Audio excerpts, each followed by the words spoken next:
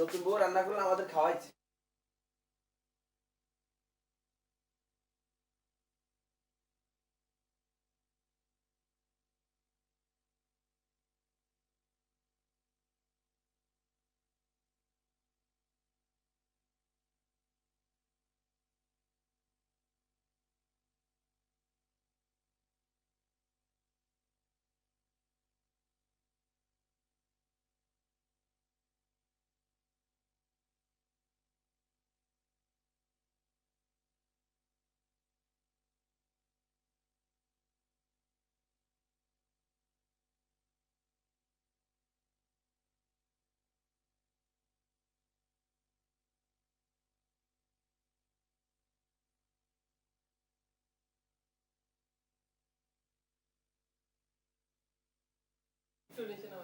হালকা, বেশি না। হ্যাঁ, আর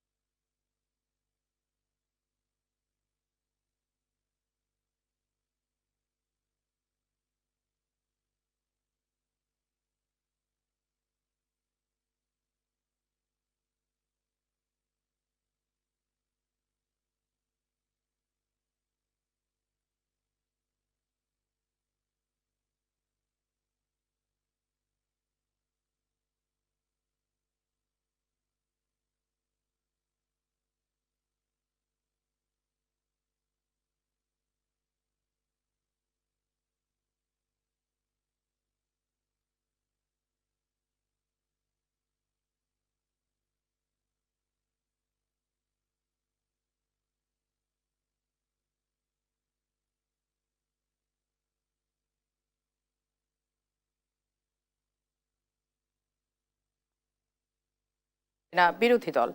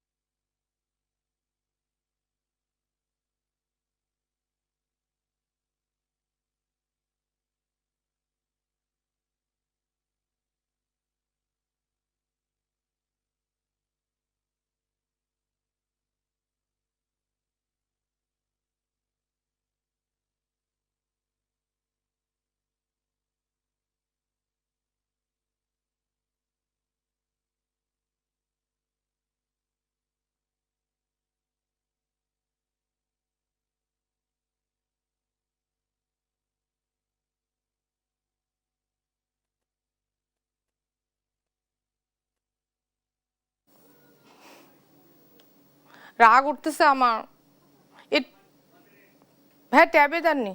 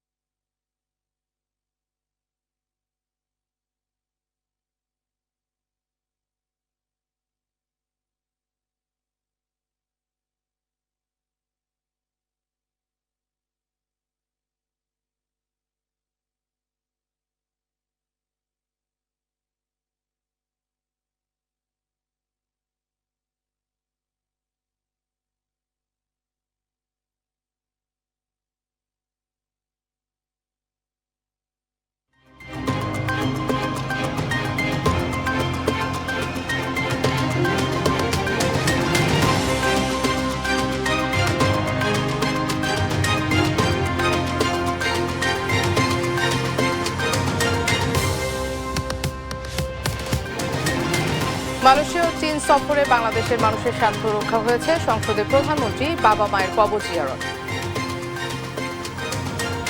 প্রধানমন্ত্রীর সফরে ভবিষ্যৎ পররাষ্ট্রনীতি নির্ধারণ, সংসদে অর্থমন্ত্রী স্বাধীন পররাষ্ট্রনীতিতে হস্তক্ষেপ মানবে না বিরোধী দল।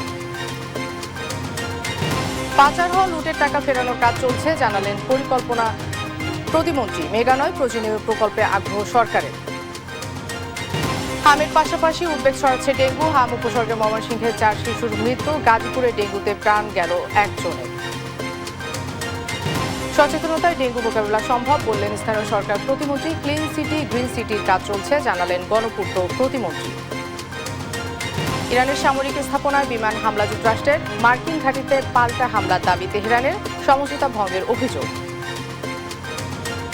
এবং উসমান দেমবেলের হ্যাট্রিকে ফ্রান্সের জয়, সবগুলো ম্যাচ ড্র করে সেরা 32-এ কেপ ভার্দে লড়বে আর্জেন্টিনার বিপক্ষে। এই অবস্থায় পড়তে না চাইলে ব্যবহার করুন রেইনবো ড্যাম প্রোটেক্টর। ইলাস্টোমের ইমালশন থাকায় দেয়াল থাকে damp proof Rainbow Paints, colour of joy. আমন্ত্রণ সংবাদ দুপুরে, দেখছিলেন সুপার বোর্ড সংবাদ শিরোনাম, সঙ্গে আছে আমি মনা সাদাত। এবার বিস্তারিত। মালয়েশিয়া ও চীনে সদ্য সমাপ্ত রাষ্ট্রীয় সফরকে দেশের মানুষের স্বার্থ রক্ষার সফর হিসেবে উল্লেখ করেছেন প্রধানমন্ত্রী তারেক রহমান। আজ জাতীয় সংসদ অধিবেশনে যোগ দিয়ে তিনি বলেন, এবারের সফরের সমস্ত অর্জনই বাংলাদেশের জনগণের। এর আগে দুই দেশের দ্বিপাক্ষিক সম্পর্ক উন্নয়ন ও বিনিয়োগ আকর্ষণে অনন্য ভূমিকার জন্য সংসদে সর্বসম্মতিক্রমে প্রধানমন্ত্রীকে ধন্যবাদ জানিয়ে একটি প্রস্তাব গৃহীত হয়। মালয়েশিয়া ও চীনে গুরুত্বপূর্ণ রাষ্ট্রীয় সফর শেষে শুক্রবার দেশে ফেরার পর শনিবার সকালে বাবা মায়ের কবর জিয়ারত করেন প্রধানমন্ত্রী তারেক রহমান। সেখান থেকে সরাসরি জাতীয় সংসদ অধিবেশনে যোগ দেন সরকার প্রধান। সেখানে তাকে স্বাগত জানান সংসদ সদস্যরা। অধিবেশনের শুরুতেই প্রধানমন্ত্রীর মালয়েশিয়া ও চীন সফরকে অভূতপূর্ব সাফল্য হিসেবে স্বীকৃতি দেওয়া হয়। দুই দেশের সম্পর্ক উন্নয়ন ও বিনিয়োগ আকর্ষণে অনন্য ভূমিকার জন্য সংসদে সর্বসম্মতিক্রমে ধন্যবাদ প্রস্তাব গৃহীত হয়। সংসদ সদস্যদের কৃতজ্ঞতা ও ধন্যবাদ প্রস্তাবের জবাবে প্রধানমন্ত্রী উপস্থিত সবাইকে আন্তরিক ধন্যবাদ জানান। এ সময় তিনি বলেন, বাংলাদেশের মানুষ দায়িত্ব দিয়েছে তাদের স্বার্থ দেখার জন্য। এবারে চীন ও মালয়েশিয়া সফরে দেশের মানুষের স্বার্থ রক্ষা হয়েছে। যে বিষয়ের উপরে আমাকে ধন্যবাদ জানানো হয়েছে এই সংসদের পক্ষ থেকে, তার জন্য আমি আন্তরিকভাবে কৃতজ্ঞ এবং আন্তরিকভাবে সকল সদস্যকে ধন্যবাদ জানাচ্ছি। বাংলাদেশের মানুষ আমাদেরকে দায়িত্ব দিয়েছে তাদের স্বার্থ দেখার জন্য। আমাদের দলের অবস্থান থেকে আমরা একটি স্লোগান ব্যবহার করি, সেটি হচ্ছে যে বাংলাদেশ ফার্স্ট বা বাংলাদেশ প্রথম।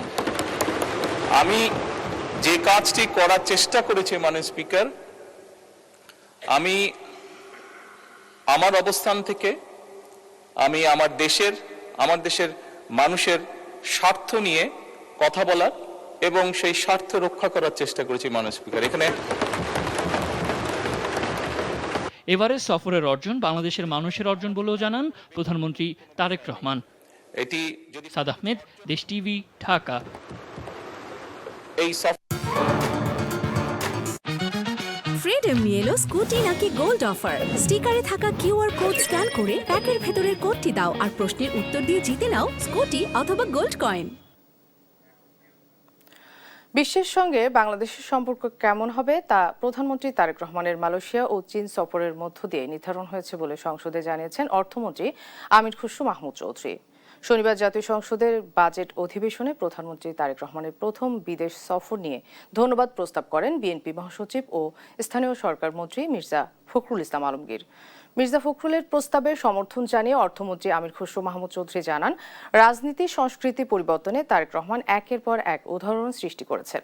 তিনি জানান, 21 থেকে 26 জুন পর্যন্ত প্রধানমন্ত্রীর বিদেশ সফর বিশ্বের সঙ্গে আগামীর বাংলাদেশের সম্পর্ক কেমন হবে তার রূপরেখা সৃষ্টি হয়ে গেছে। এ সময় সংসদে বিরোধী দলীয় নেতা জামায়াত আমির শফিকুর রহমান স্বাধীন পররাষ্ট্রনীতি নিয়ে মন্তব্য করেছেন। এ ব্যাপারে সংসদে বাইপাস না করার আহ্বান জানিয়ে বিরোধী দলীয় নেতা বলেন, স্বাধীন পররাষ্ট্রনীতিতে হস্তক্ষেপ মেনে নেওয়া হবে না।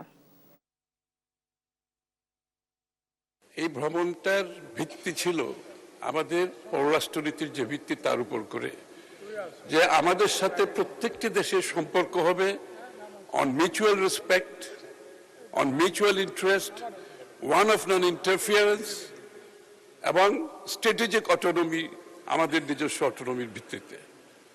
মাননীয় প্রধানমন্ত্রীর এই ভিজিট সেটা প্রমাণ করেছেন। আমাদের অন্য দেশের সাথে সম্পর্কের যে বেঞ্চমার্ক, উনি সেটা আবার কনফার্ম করেছেন, যেটা বিএনপির রাজনীতিতে সব সময় ছিল। আমাদের স্বাধীন ফরেন পলিসিতে কেউ হস্তক্ষেপ করুক, এটা আমরা কখনো মেনে নেব না। দেশের স্বার্থ আগে, তারপরে অবভিয়াসলি কারো সাথে আমাদের চুক্তি যাই হোক সেটা হবে মিউচুয়াল ইন্টারেস্টের ভিত্তিতে। আমরা কাউকে ক্ষতিগ্রস্ত করতে চাই না, কিন্তু আমরাও ক্ষতিগ্রস্ত হতে চাই না। এই ভারসাম্যটা রক্ষা করেই আগামীর পলিসি যেন পরিচালিত হয়। আরএফএল ওয়াটার পাম্পের রোটর এখন আরো উন্নত আর বিদ্যুৎ সাশ্রয় হয় 20% পর্যন্ত। কোনো রাজনৈতিক দল আর্থিক খাতকে রাজনীতিকরণের চেষ্টা করছে বলে অভিযোগ করেছেন পরিকল্পনা প্রতিমন্ত্রী জুনায়েদ সাকি। তবে সরকার আর্থিক খাতকে সম্পূর্ণ রাজনীতিমুক্ত করার কাজ করছে বলে জানান তিনি। শনিবার ডিবেট ফর ডেমোক্রেসি আয়োজিত ছায়া সংসদ অনুষ্ঠানে তিনি কথা বলেন। বিগত সরকারের লুটপাট করা টাকা ফিরিয়ে আনা হবে বলেও জানান প্রতিমন্ত্রী। ডিবেট ফর ডেমোক্রেসি আয়োজিত ছায়া সংসদ অনুষ্ঠান আর এবারের বিষয়ে বাজেটের সুফল পেতে বাস্তবায়নের দক্ষতা। ছায়া সংসদ অনুষ্ঠানের প্রধান অতিথি হিসেবে যোগ দেন পরিকল্পনা প্রতিমন্ত্রী জুনায়েদ সাকি। বিগত সরকারের লুটপাট তথ্য তুলে ধরে পরিকল্পনা প্রতিমন্ত্রী বলেন, ধ্বংসপ্রাপ্ত অর্থনীতি পুনরুদ্ধারে কাজ করছে সরকার। বিগত সরকারের লুটপাট করা টাকা ফিরিয়ে আনা হবে বলেও জানান প্রতিমন্ত্রী। খুব সহজ না, একটা দেশের অর্থনীতি থেকে যখন প্রায় 28-29 লক্ষ কোটি টাকা পাচার হয়ে যাওয়ার অবস্থা তৈরি হয়, তখন এবং সেই অর্থনীতিতে এর ক্ষতিপূরণ মানে এর পূরণ ঘটানোর জন্য তো একটা সময় লাগবে। টাকা ফেরত আনার জন্য সর্বাত্মক উদ্যোগ এই সরকার গ্রহণ করেছে।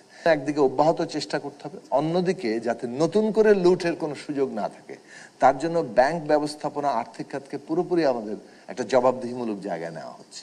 সরকার আর্থিক খাতকে রাজনীতিমুক্ত করার চেষ্টা করছে উল্লেখ করে জুনায়েদ সাকি বলেন, বর্তমান সরকারের মেগা প্রকল্পের প্রতি আগ্রহ কম। যে প্রকল্প নেওয়া হচ্ছে আদৌ সেই প্রকল্প প্রয়োজনীয় কিনা, আমরা যেটা চেষ্টা করছি সেটা হচ্ছে যে কর্মসূচিগুলো ঠিক করা আগে, সেই কর্মসূচির অধীনে একগুচ্ছ প্রকল্প ঠিক করা এবং কেন প্রকল্প বাস্তবায়নে আসলে দেরি হয়, সময়ের মধ্যে থাকে না, ব্যয়সীমার মধ্যে থাকে না, তার উৎসগুলো সবগুলো চিহ্নিত করা এবং সেইগুলো সমাধানের একটা কার্যকর পথ তৈরি করা। রাজস্ব আয় বাড়াতে সরকার এনবিআরকে অটোমেশন করছে। এছাড়া প্রতি বছর ব্যাংক ঋণ কমিয়ে আনা হবে বলে জানান পরিকল্পনা প্রতিমন্ত্রী। কর যখন দিচ্ছে তার কিন্তু অধিকার।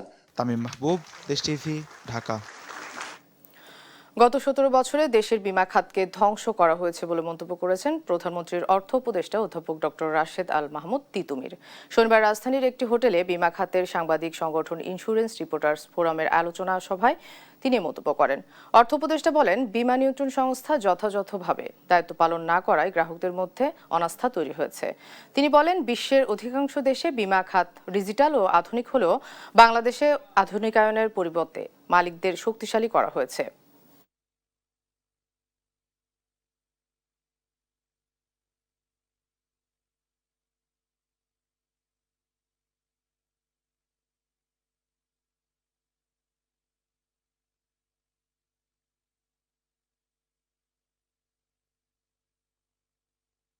গত 17 বছরে সব ক্ষেত্রে, আর্থিক খাতের সকল ক্ষেত্রে, সেটা ব্যাংক খাত হোক, সেটা বিমা খাত হোক, সেটা পুঁজিবাজার হোক, তার মানে রেগুলেটরি ওভারসাইট হবে এবং এইখানে কোনটা মার্কেট বেসড হবে, কারণ ওভার রেগুলেশন কিন্তু চুরি সহায়তা করে।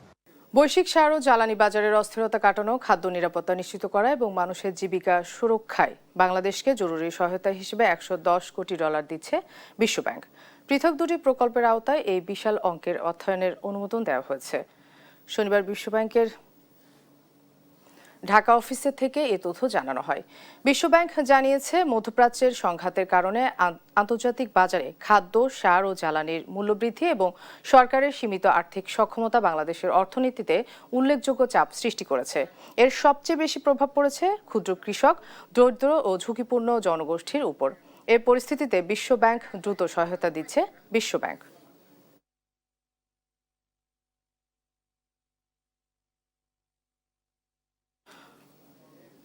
ঢাকার বাইরে এখনও নিয়ন্ত্রণহীন হামের সংক্রমণ। হামের পাশাপাশি উদ্বেগ ছড়াচ্ছে ডেঙ্গু। ময়মনসিংহ মেডিকেল কলেজে হাসপাতালে আরও 4 শিশুর মৃত্যু হয়েছে। মারা যাওয়া শিশুরা হামের পাশাপাশি নিউমোনিয়ায় আক্রান্ত ছিল বলে জানিয়েছে হাসপাতাল কর্তৃপক্ষ। এছাড়াও 24 ঘন্টায় হাম উপসর্গ নিয়ে ভর্তি হয়েছেন 16 শিশু। বর্তমানে হাসপাতালে চিকিৎসাধীন রয়েছে 97 শিশু।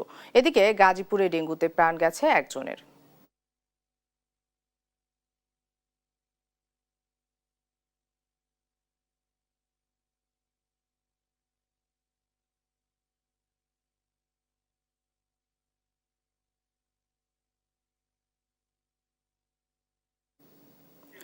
মালয়েশিয়া ও চীন সফরে একাধিক চুক্তি, দ্বিপাক্ষিক সম্পর্ক জোরদার এবং রোহিঙ্গা সংকট সমাধানে দুই দেশের প্রতিশ্রুতি সহ সফরের অভূতপূর্ব সাফল্যের জন্য জাতীয় সংসদে ধন্যবাদ প্রস্তাব গৃহীত হয়েছে। প্রধানমন্ত্রীকে ধন্যবাদ জানিয়ে আনা প্রস্তাবকে সমর্থন দিয়ে সরকার ও বিরোধী দল উভয়ই কূটনৈতিক সাফল্যের পাশাপাশি স্বচ্ছতা ও জবাবদিহিতার উপর গুরুত্বারোপ করেন। ধন্যবাদ প্রস্তাবটি সর্বসম্মতিক্রমে গৃহীত হয়। বিএনপি সরকার গঠনের 4 মাসেই মালয়েশিয়া ও চীন সফরে গুরুত্বপূর্ণ কূটনৈতিক সাফল্য অর্জন করেছে বাংলাদেশ। প্রধানমন্ত্রীর এই সফরে দীর্ঘদিন বন্ধ থাকা মালয়েশিয়ার শ্রমবাজার যেমন চালুর আশ্বাস মিলেছে, তেমনি অবকাঠামোগত উন্নয়নও চীনের সহযোগিতা সম্পর্কিত চুক্তি সই হয়েছে। পাশাপাশি চলমান রোহিঙ্গা সংকট নিরসনেও দেশ দুটির সহযোগিতার আশ্বাস পেয়েছে বাংলাদেশ। সরকারের এমন সাফল্যে শনিবার সংসদ অধিবেশনের শুরুতে প্রধানমন্ত্রী তারেক রহমানের মালয়েশিয়া ও চীন সফরের সাফল্যের জন্য ধন্যবাদ প্রস্তাব উত্থাপন করেন স্থানীয় সরকার, পল্লী উন্নয়ন ও সমবায় মন্ত্রী মির্জা ফখরুল ইসলাম আলমগীর। 21 থেকে 26 জুন 2026 তারিখ পর্যন্ত মালয়েশিয়া এবং চীন সফরে অভূতপূর্ব সাফল্যের জন্য এই মহান সংসদ মাননীয় প্রধানমন্ত্রীর সংসদ নেতা জনাব তারেক রহমানকে ধন্যবাদ জানাচ্ছি। ধন্যবাদ প্রস্তাবকে সমর্থন দিয়ে অর্থমন্ত্রী বলেন, প্রধানমন্ত্রী দেশের রাজনৈতিক সংস্কৃতিতে পরিবর্তনের সূচনা করেছেন। আমরা কোথাও কম্প্রোমাইজ করব না। আমাদের সাথে প্রত্যেকটি দেশের যে সম্ভাবনা আছে, সেটা অর্থনৈতিক হোক, অন্য কোনো জেটে হোক, সেই সম্ভাবনাকে সম্পূর্ণ কাজে লাগিয়ে আমার ইন্টারেস্টে, আমার দেশের ইন্টারেস্টে, আমার জনগণের ইন্টারেস্টে কাজে লাগানোর জন্য আমরা মাল্টিল্যাটারালিজমের যে ফরেন পলিসি পারসু করেছি বিএনপির রাজনীতি শুরু থেকে এখন পর্যন্ত, উনি সেই ধারা অব্যাহত রেখেছেন। ক্ষমতাসীন দলের করা ধন্যবাদ প্রস্তাবকে সমর্থন জানান বিরোধী দলীয় নেতা ডাক্তার শফিকুর রহমানও। যে দুটি দেশ সফরের মধ্য দিয়ে তার সরকারি সফর শুরু হলো, দুটি দেশই আমাদের দীর্ঘদিনের বন্ধু এবং তারা পরীক্ষিত বন্ধু।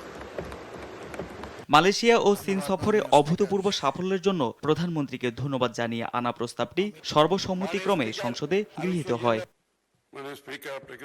তারেক মাহমুদ সুজন, দেশ টিভি, ঢাকা। রাজধানীর লেকগুলো সৌন্দর্যবর্ধন, বর্জ্য অপসারণ এবং ডেঙ্গু প্রতিরোধে সমন্বিত উদ্যোগে মাঠে নেমেছে সরকারের একাধিক মন্ত্রণালয় ও সংশ্লিষ্ট সংস্থা। সকালে হাতিঝিল পরিদর্শনে এসে স্থানীয় সরকার প্রতিমন্ত্রী জানান, ঢাকা রেস্টুরেন্ট ও বেজমেন্টগুলোতে ধারণার চেয়েও বেশি ডেঙ্গুর লার্ভা পাওয়া যাচ্ছে। বলেন, জনগণ সচেতন হলেই ডেঙ্গু মোকাবেলা সম্ভব। অন্যদিকে গণপূর্ত প্রতিমন্ত্রী জানিয়েছেন, প্রধানমন্ত্রীর নির্দেশে ঢাকাকে ক্লিন, গ্রিন ও সেফ সিটি হিসেবে গড়ে তুলতে কাজ চলছে। ঢাকার লেক ও নদীগুলো দূষণমুক্ত করতে এবং ডেঙ্গু নিয়ে সচেতনতা বাড়াতে সকালে হাতিরঝিলে পরিচ্ছন্নতা কার্যক্রম পরিচালনা করা হয়। পরিচ্ছন্নতা কার্যক্রম পরিদর্শন শেষে স্থানীয় সরকার, পল্লী উন্নয়ন ও সমবায় প্রতিমন্ত্রী মীর শাহে আলম জানান, রাজধানীর রেস্টুরেন্ট এবং ভবনের বেসমেন্ট সহ বিভিন্ন জায়গায় 50% বেশি ডেঙ্গুর লার্ভা পাওয়া গেছে। ডেঙ্গু প্রতিরোধে শুধু জরিমানা নয়, জনগণের সচেতনতার উপর জোর দেন তিনি। কিন্তু উত্তর এবং দক্ষিণ সিটি কর্পোরেশন, রাজুক, গণপূর্ত বিভাগ, আমরা সমন্বিতভাবে ওয়াসা আমরা কিন্তু কাজ করছি এবং শনিবার করে আমাদের একটা ক্লাস প্রোগ্রাম ধরা আছে। প্রত্যেক শনিবারে উপজেলা লেভেলে স্কুল কলেজগুলি পরিষ্কার পরিচ্ছন্নতার একটা কর্মসূচি জাতীয়ভাবে দেওয়া আছে, যে কমিটিরও আমি প্রধান, মাননীয় মন্ত্রী ওই কমিটির মেম্বার আছে। আর গৃহায়ন ও গণপূর্ত প্রতিমন্ত্রী সোহেল মঞ্জুর জানান, সরকারের লক্ষ্য ঢাকাকে একটি আধুনিক ও নিরাপদ মেগাসিটি হিসেবে গড়ে তোলা, আর সেই লক্ষ্যেই কাজ করছে গৃহায়ন ও গণপূর্ত মন্ত্রণালয়। সকলের অংশগ্রহণ ছাড়া এবং সকলকে মনে করতে হবে এটা আমার লেক, আমার পার্ক, এবং আমার শহর, তাহলে ইনশাল্লাহ আমরা সুন্দরভাবে আমাদের যে লক্ষ্য এবং উদ্দেশ্য সেভাবে আমরা আগাতে পারবো। অন্যদিকে গত 1.5 দশকে রাজধানীর লেকগুলোতে আশানুরূপ উন্নয়ন হয়নি জানিয়ে লেকগুলোর আধুনিকায়নে নতুন পরিকল্পনা নেওয়া হয়েছে বলে জানান রাজুক চেয়ারম্যান। গত 15-17 বছর ধরে কোনো কাজ হয়নি। এগুলো যে আগাছা জন্মাইছিল এগুলো শত টন আমরা এখান থেকে সরাইছি। রেগুলার 10টা করে ট্রাক এগুলো সরাই কুল পাচ্ছে না। এদিকে ঢাকার পরিবেশের আরেকটি বড় সংকট খালের পানি দূষণ। ঢাকার ওয়াসার ব্যবস্থাপনা পরিচালক জানান, সুয়ারেজের ময়লা পানি যাতে আর খালে বা লেকে না পড়ে সেজন্য নেওয়া হয়েছে 2 বছরের মেগা প্ল্যান। ইতিমধ্যে প্রকল্প গ্রহণ করেছি যে Banani lake, Gulshan lake, Baridhara lake, এখানকার যে সুয়ারেজ এটা আর খালের মধ্যে যাবে না। রাজধানীর লেক ও নদীগুলোকে বাঁচাতে সরকারি উদ্যোগের পাশাপাশি নগরবাসীকেও দায়িত্বশীল ভূমিকা রাখার আহ্বান জানান সংশ্লিষ্টরা। সাদ আহমেদ, দেশ টিভি, ঢাকা। ভারতের রাষ্ট্রদূতকে মন্ত্রী মর্যাদা দেয়া বাংলাদেশের কোনো চাপ তৈরি করবে না বলে মন্তব্য করেছেন প্রধানমন্ত্রীর তথ্য উপদেষ্টা ডাক্তার জাহিদুর রহমান। রাজধানীর মিরপুরের দারুস সালামে টেলিভিশন ও চলচ্চিত্র ইনস্টিটিউটে এক অনুষ্ঠানে তিনি কথা বলেন। কোনো চাপের ব্যাপার দেখি না, আমি বরং এভাবে দেখতে চাই যে ভারতের সরকার বাংলাদেশের সাথে আন্তরিকভাবে এনগেজ করতে চায়। ভারত সরকার কিন্তু আগেই বলেছিল, বিশেষ করে অন্তর্বর্তীকালীন সরকারের সময়ে, যে তারা নির্বাচিত সরকারের সাথে তাদের সম্পর্কে যে কিছুটা টানাপোড়েন ওই সময় ছিল সেটা তারা কাটিয়ে আগের মতো পূর্ণ এনগেজমেন্টে যেতে চান। সেটারই একটা বহিঃপ্রকাশ বলে আমি মনে করি এবং এটাকে পজিটিভলি দেখি। যিনি আবার শুধু পূর্ণাঙ্গ মন্ত্রী এভাবেও না, তিনি আসলে ওনাদের ফরেন ক্যাডারের, উনি একজন পলিটিক্যাল মানুষ, উনি কেন্দ্রীয় মন্ত্রী ছিলেন। সো আমরা বিশ্বাস করি, আমরা আশা করি আমাদের যে অনিষ্পন্ন যে সমস্যাগুলো আছে সেগুলোর ব্যাপারে তারা আন্তরিক হবেন। এবং একটা কথা আমরা রিপিট করি সবসময়, যে বাংলাদেশ যে কোনো দেশের সাথে তার আত্মমর্যাদা, তার সার্বভৌমত্ব নিশ্চিত রেখে এনগেজ করতে চায়। রাজধানীর এলিফ্যান্ট রোডের কাটাবনে আলবারাকা টাওয়ারে অগ্নিকাণ্ডে 2 জন নিহত হয়েছেন। শুক্রবার মধ্যরাতে আগুনের ঘটনা ঘটে। ফায়ার সার্ভিস জানায়, আলবারাকা টাওয়ারটিতে অগ্নি নির্বাপনের কোনো ব্যবস্থা ছিল না। এছাড়া আবাসিক ভবন হলেও নিয়ম বহির্ভূতভাবে ভাড়া দেওয়া হয়েছিল অফিস। তদন্ত করে ব্যবস্থা নেওয়া হবে বলে জানায় ফায়ার সার্ভিস। শুক্রবার রাত 1টার দিকে রাজধানীর এলিফ্যান্ট রোডের কাটাবনে আল বারাকা টাওয়ারের 14 তলা আবাসিক ভবনের 12 তলায় অগ্নিকাণ্ডের ঘটনা ঘটে। আগুন মুহূর্তেই ছড়িয়ে পড়ে 13 ও 11 তলায়। এতে আটকে পড়েন অনেক বাসিন্দা। নিরাপদে নেমে আসা বাসিন্দারা জানান, ভবনটি আবাসিক হলেও আগুন লাগা ওই ফ্লোরটি ছিল আইনজীবীর চেম্বার।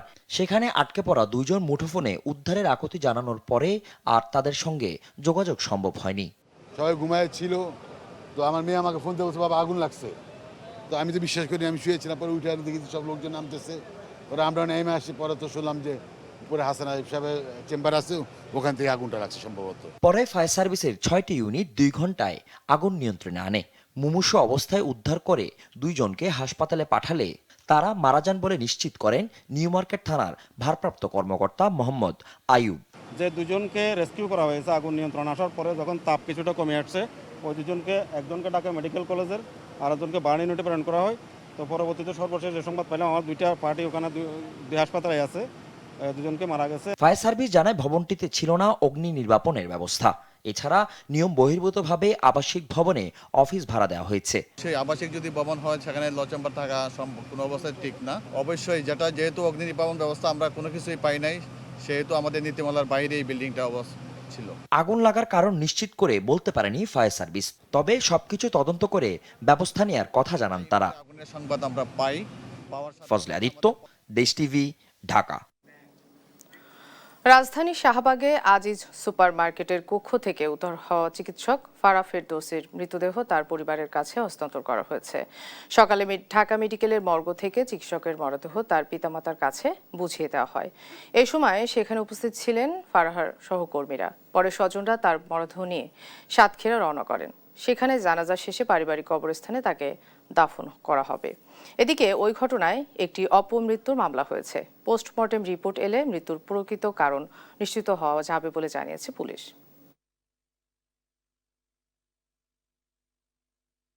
গতকালকে তো আমরা আজিজ সুপার মার্কেট থেকে একজন চিকিৎসকের লাশ উদ্ধার করছি। এটা আমরা ময়নাতদন্তের জন্য আমরা ঢাকা মেডিকেল কলেজে প্রেরণ করেছি। এই সংক্রান্তে আমাদের এখানে একটা ইডি মামলা হয়েছে এবং আজকে পোস্টমর্টেম করা হয়েছে। পোস্টমর্টেম করার পরে রিপোর্ট আসলে আমরা পরবর্তী পদক্ষেপ গ্রহণ করতে পারবো। মাদকাসক্তের ঘৃণা না করে তাদের সরকারিভাবে পুনর্বাসন করার আহ্বান জানিয়েছেন জামায়াতে ইসলামীর কেন্দ্রীয় নির্বাহী পরিষদ সদস্য মোহাম্মদ সেলিম উদ্দিন। আন্তর্জাতিক মাদক বিরোধী দিবস উপলক্ষে শনিবার সকালে মিরপুর শাহ আলী মাজারে মাদক বিরোধী গণসচেতনতামূলক ক্যাম্পেইনে এসব কথা বলেন তিনি। বলেন, আরেকটা মানব সম্পদকেও নষ্ট করতে দেওয়া যাবে না।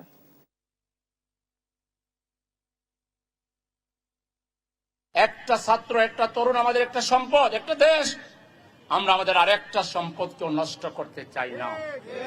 সেজন্য সবাই মিলে আমরা মাদকের বিরুদ্ধে সচেতন হব, মাদক সেবীদের পাশে দাঁড়াবো, তাদেরকে ঘৃণা না করে তাদেরকে বন্ধু ভেবে তাদেরকে কাছে টেনে আপন করে নিয়ে তাদেরকে এই পথ থেকে ফিরিয়ে সঠিক পথে আমরা নিয়ে আসবো। কিশোরগঞ্জের ঐতিহাসিক পাগলা মসজিদে 6 মাস পর খোলা হয়েছে 13টি দান বাক্স। সকাল থেকে চলছে টাকা গণনার কাজ। 3 ঘন্টায় মিলেছে 10 কোটি টাকা বেশি। এবার অতীতের সব হিসাব ছাড়িয়ে যেতে পারে বলে মনে করছেন কর্তৃপক্ষ।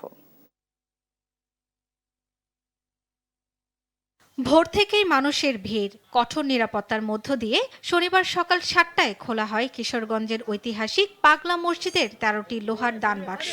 এরপর শুরু হয় বহু প্রতীক্ষিত টাকা গণনার কাজ। এবারের গণনায় অংশ নিয়েছেন প্রায় 5 শতাধিক ব্যক্তি। তাদের মধ্যে রয়েছে মসজিদ কমিটির সদস্য, বিভিন্ন মাদ্রাসার শিক্ষার্থী এবং ব্যাংকের কর্মকর্তা কর্মচারীরা। প্রতি বছরের মতো এবারও দান বাক্স খুলতেই বেরিয়ে আসে বিপুল পরিমাণ নগদ অর্থ, দেশি বিদেশি মুদ্রা এবং বিভিন্ন মূল্যবান সামগ্রী। তবে এবার বেশ কিছুদিন পর খোলায় অতিরিক্ত 3টি টিনের ট্যাঙ্ক যোগ করতে হয়েছে টাকা সংগ্রহের জন্য। সব মিলিয়ে রেকর্ড 43 বস্তা রয়েছে বলে জানিয়েছে কর্তৃপক্ষ। মনে মনে একটা অপেক্ষাও থাকে যে কখন দান বক্স খোলা হবে, সবাই মিলে একসাথে টাকা গণনা করা, এটা একটা ভালো মজার বিষয়। আমরা অন্য সময় প্রতি 3 মাস পরে পরে গণনা হইতো, কিন্তু এবার একটু বেশি সময় পরে গণনা হইতেছে, প্রায় 5-6 মাস পরে। আমার মনে হইতেছে অন্য সময় আমরা সকাল থেকে শুরু করে প্রায় সন্ধ্যা পর্যন্ত, এবার মনে হয় আমাদের রাত্র হয়ে যাবে এবং টাকার অঙ্ক বেড়ে যাবে। আমরা প্রতি বছর রূপালী ব্যাংকের 120 জন কর্মকর্তা নিয়ে আমরা এটা সব এই টাকা গণনা করি এবং বিভিন্ন মসজিদ মাদ্রাসার এই হুজুরা এসে আমাদের সাহায্য সহযোগিতা করে এবং কমিটির লোক, হিসাবের লোক, সমস্ত লোক সাহায্য করে। অতীতের সব রেকর্ড ছাড়িয়ে যেতে পারে এবারের দানের পরিমাণ। গণনা শেষে চূড়ান্ত অঙ্ক প্রকাশ করা হবে বলে জানান জেলা প্রশাসক। পাগলা মসজিদের আধুনিক কমপ্লেক্স নির্মাণের জন্য প্রয়োজনীয় কার্যক্রম ইতোমধ্যে গ্রহণ করা হয়েছে। এর ধারাবাহিকতায় বর্তমান মসজিদ কমপ্লেক্স এবং কবরস্থানের মধ্যবর্তী ফাঁকা 53.77% জায়গা পাগলা মসজিদের নামে ক্রয় করা হয়েছে। কমপ্লেক্সের নান্দনিক ডিজাইন প্রণয়নের কার্যক্রম চলমান রয়েছে। এখানে 13 জন এক্সিকিউটিভ ম্যাজিস্ট্রেট, 40 জন পুলিশ, 10 জন র্যাব এবং 20 জন আনসার সদস্য কাজ করছেন। এই দানের অর্থ ব্যয় করা হয় মসজিদের উন্নয়ন, মাদ্রাসা পরিচালনা, এতিমখানা এবং বিভিন্ন সমাজ কল্যাণমূলক কাজে। পাশাপাশি পাগলা মসজিদকে আন্তর্জাতিক মানের ইসলামিক কমপ্লেক্স হিসেবে গড়ে তোলার পরিকল্পনাও রয়েছে কর্তৃপক্ষের। শর্মিলা কেয়া, নিউজ ডেস্ক, দেশ টিভি। এবার আন্তর্জাতিক প্রসঙ্গ। যুক্তরাষ্ট্র ইরানের আলোচনার মধ্যেই আবার উত্তপ্ত মধ্যপ্রাচ্যে। হরমুজ প্রণালীতে বাণিজ্যিক জাহাজে ড্রোন হামলার জেরে ইরানের সামরিক স্থাপনায় বিমান হামলা চালিয়েছে যুক্তরাষ্ট্র। পাল্টা জবাবে অঞ্চলটিতে থাকা মার্কিন ঘাঁটিগুলো লক্ষ্য করে হামলার দাবি করেছে তেহরান। সমঝোতা ভঙ্গের অভিযোগ করছে দুই পক্ষই। এরই মধ্যে হরমুজে আটকে থাকা জাহাজ ও নাবিকদের সরিয়ে নেওয়ার কার্যক্রম আবারও শুরু করতে যাচ্ছে জাতিসংঘ। হরমুজ প্রণালী পারাপারের সময় কার্গো জাহাজে হামলার অজুহাতে ইরানের বিভিন্ন সামরিক স্থাপনায় বিমান হামলা চালিয়েছে যুক্তরাষ্ট্র। মার্কিন সেন্ট্রাল কমান্ড জানায়, ইরানের ক্ষেপণাস্ত্র ও ড্রোন সংরক্ষণাগার এবং উপকূলীয় রেডার স্থাপনাগুলো লক্ষ্য করে এ হামলা চালানো হয়। বৃহস্পতিবার হরমুজ পার হওয়ার সময় এভার লাভলি নামের একটি বাণিজ্যিক জাহাজে হামলা হয়। এর দায় ইরানের উপর দিয়েছে সেন্টকম। তাদের অভিযোগ, ইরানের এমন বিপজ্জনক আচরণ হরমুজ প্রণালীতে নিরাপদ নৌ চলাচলকে হুমকির মুখে ফেলছে। অন্যদিকে হামলার জবাবে অঞ্চলটির বিভিন্ন মার্কিন সামরিক স্থাপনাগুলো লক্ষ্য করে পাল্টা হামলা চালানোর দাবি ইসলামিক রেভলিউশনারি গার্ড কোর IRGCর। সমঝোতা ভেঙে যুক্তরাষ্ট্র আবারও হামলা চালালে ভয়াবহ প্রতিশোধের হুঁশিয়ারি দিয়েছে তারা। তাদের মতে, সমঝোতা অনুযায়ী হরমুজ প্রণালীর নৌ চলাচলের নিয়ন্ত্রণের দায়িত্ব এখন তেহরানের হাতে রয়েছে। এর আগে এভার লাভলি জাহাজে ড্রোন হামলার পর ইরানের ওপর দায় চাপান মার্কিন প্রেসিডেন্ট ডোনাল্ড ট্রাম্প। তিনি বলেন, ইরান বিদ্যমান সমঝোতা লঙ্ঘন করেছে। সে সময় পাল্টা পদক্ষেপের ইঙ্গিত দেন তিনি। এদিকে সাময়িক স্থগিতের পর হরমুজে আটকে থাকা অবশিষ্ট জাহাজ ও নাবিকদের উদ্ধার কার্যক্রম শুরু করতে বিভিন্ন দেশের সঙ্গে কাজ করছে জাতিসংঘের আন্তর্জাতিক সামুদ্রিক সংস্থা IMO। সংস্থাটির মহাসচিব আর্সেনিও ডোমিঙ্গেজ জানান, নিরাপত্তার নিশ্চয়তা পেলেই সরিয়ে নেয়ার কার্যক্রম পুনরায় শুরু করা হবে। কার্যক্রম স্থগিত হওয়ার আগে হরমুজ প্রণালী দিয়ে 115টি জাহাজ এবং প্রায় 2500 নাবিককে নিরাপদে সরিয়ে নেওয়া হয়। এখনো 5 শতাধিক জাহাজ ওই এলাকায় আটকে রয়েছে বলেও জানায় IMO। ডোমিঙ্গেজ বলেন, এ জাহাজগুলোর নিরাপত্তা নিয়ে ইরান, যুক্তরাষ্ট্র ও ওমানের সঙ্গে আলোচনা চলছে। বিনয়ামিন, নিউজ ডেস্ক, দেশ টিভি।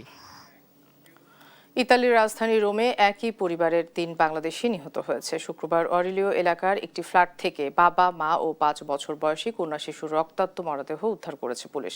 নিহতরা নোয়াখালীর কোম্পানিগঞ্জ উপজেলার বাসিন্দা বলে জানা গেছে। হামলায় গুরুতর আহত হয়েছেন পরিবারের 18 বছর বয়সী এক ছেলে। পুলিশ জানায়, ফ্ল্যাটে জোরপূর্বক প্রবেশের কোনো আলামত পাওয়া যায়নি। ধারণা করা হচ্ছে হামলাকারী পরিবারের পরিচিত কেউ। ঘটনার তদন্তে রোম পুলিশের বিশেষ স্কোয়াড ও ফরেনসিক দল কাজ শুরু করেছে। এ ঘটনায় ইতালিতে প্রবাসী বাংলাদেশিদের মধ্যে শোক ও উদ্বেগ ছড়িয়ে পড়েছে।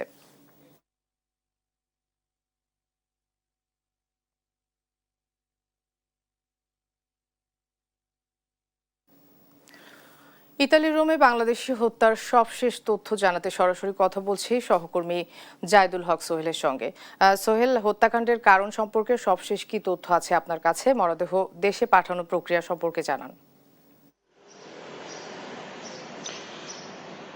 মনে আপনি যেমনটি জেনেছেন যে গতকাল স্থানীয় সময় সন্ধ্যা 8টা থেকে রাত 10টার মধ্যে ইতালির রাজধানী রোমে প্রবাসী বাংলাদেশি একই পরিবারের 3 জনকে হত্যাকাণ্ডের ঘটনা ঘটেছে এবং অলৌকিকভাবে তাদের একমাত্র সন্তান ছেলে অয়ন তিনি বেঁচে যান। আমরা এই ঘটনার বিবরণ যতটুকু জানতে পেরেছি যে এই ঘটনা ঘটে স্থানীয় সময় সন্ধ্যা 8টা থেকে রাত 10টার মধ্যে।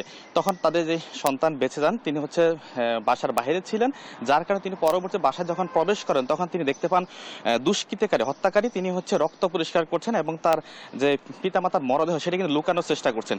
এই মুহূর্তে তার হত্যাকারীর সাথে তার সাথে একটা দস্তাবেজি হয় এবং হত্যাকারী তাকেও হত্যার উদ্দেশ্যে কয়েকবার ছুরির আঘাত করে এবং পরবর্তীতে তিনি সেখান থেকে নিজেকে বাঁচানোর জন্য পালিয়ে যান এবং পালানোর পরবর্তী এই ঘটনা যখন ঘটে তখন কিন্তু স্থানীয় আশপাশে যারা স্থানীয় বাসিন্দারা ছিলেন তারা এই বিষয়টি লক্ষ্য করেন এবং তারা লক্ষ্য করার সাথে সাথে কিন্তু স্থানীয় প্রশাসনকে তারা অবহিত করেন। এরই মধ্যে স্থানীয় প্রশাসন আসে এবং হত্যাকারী তারা পালিয়ে যান।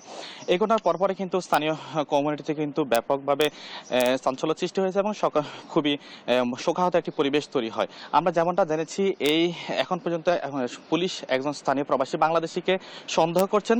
প্রাথমিকভাবে আমরা তার যতটুকু নাম জানতে পেরেছি তার নাম হচ্ছে শাহাদাত নামে একজন ব্যক্তিকে পুলিশ সন্দেহ করছেন এবং তার বিভিন্ন ডকুমেন্ট জব্দ করা হয়েছে। তবে এখন পর্যন্ত তাকে কি গ্রেপ্তার করা হয়েছে কিনা এই বিষয়ে প্রশাসন থেকে কোনো কিছু জানা হয়নি।